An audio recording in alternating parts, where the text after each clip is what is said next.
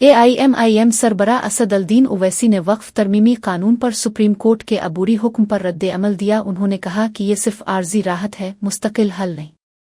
ओवैसी ने कहा कि NDA हुकूमत का बनाया कानून वक्फ जायदादों के लिए खतरा है।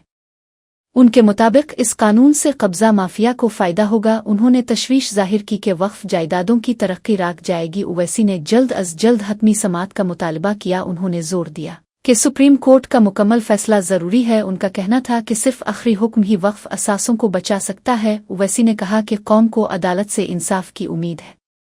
उन्होंने उम्मीद जाहिर की कि सुप्रीम कोर्ट जल्द फैसला सुनाएगा।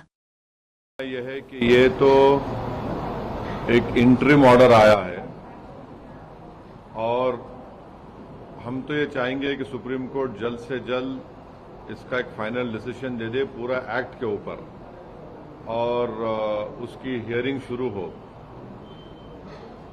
मेरी राय में, मेरी पार्टी की राय में यह है कि ये जो इंटरिम ऑर्डर आया है इससे जो कानून मोदी सरकार ने बनाया है, मोदी गवर्नमेंट ने बनाया है, NDA ने बनाया है, इससे वक्फ प्रॉपर्टीज का तहफ्फुज नहीं होगा, प्रोटेक्शन नहीं होगा और एंक्रोचर्स को रिवॉर्ड किया जाएगा।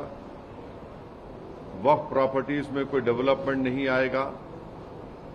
तो इसीलिए हम उम्मीद करते हैं कि सुप्रीम कोर्ट जल्द से जल्द एक फाइनल डिसीजन लेने के लिए जो भी जरूरी इक़दामात करना है वो सुप्रीम कोर्ट करे।